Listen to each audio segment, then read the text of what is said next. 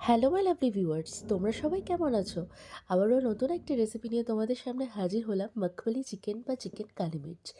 এটা বানানোর জন্য চিকেন নিতে হবে, তার সাথে আদা রসুনের পেস্ট, ফেটানো টক দই আর নিতে হবে গোলমরিচের গুঁড়ো। দেন ভালো করে ম্যারিনেট করে আধা ঘন্টা মতন আমি রেস্টে রেখে দেবো।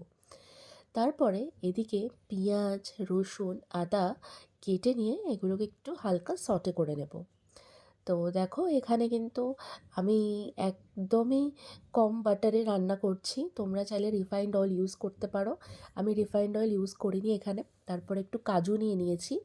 তো এই ভালো করে এগুলোকে নাড়াচাড়া করে এর মধ্যে একটু জল দিয়ে দিয়েছি, যাতে করে এগুলো আরেকটু নরম হয়ে যাক।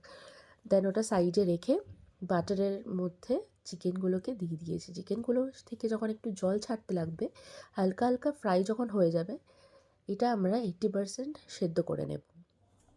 সেদ্ধ করে এটা বার করে নিয়েছি। দেন এই মশলাগুলো বাটারের ওপরে দিতে হবে। এখানে আমি নিয়েছি তেজপাতা, গোটা গোলমরিচ, শুকনো লঙ্কা, আর তোমরা দেখতেই পেলে কী কী আছে। তারপরে ওই যে পেস্টটা করে রেখেছিলাম আমরা কাজু পেঁয়াজের, সেটা এখানে দিয়ে দেবো। এটা অ্যাড করার পর মশলাটাকে আমাদেরকে কন্টিনিউয়াসলি হাই ফ্লেমে নাড়তে হবে, যাতে করে মশলাটা নিচে না লেগে যায়। আর দেখো মশলার গা থেকে এইভাবে তেল বেরোতে লাগলেই আমরা বুঝে যাবো যে আমাদের মশলাটা কষানো হয়ে গেছে। দেন আমাদের যে চিকেনটা রেডি করা ছিল, 80% কুক করা ছিল, সেই চিকেনটা এর মধ্যে আমরা অ্যাড করে দেবো। অ্যাড করার পর এটা কিন্তু হাই ফ্লেমে রান্নাটা হবে।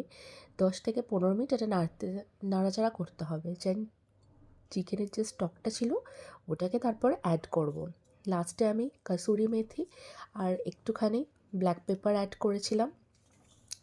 দেখতে তো দুর্দান্ত লাগছে, আর খেতেও কিন্তু এটা খুবই টেস্টি হয়েছিল। এটা তোমরা নান, পরোটা বা রুটি বা কিন্তু ফ্রাইড রাইস, ভাত দিয়েও খেতে পারবে। তবে আমি সাজেস্ট করব তোমরা কিন্তু নান বা রুটির সাথেই খেও। কেমন লাগলো রেসিপিটা অবশ্যই কিন্তু জানিও। Thank you.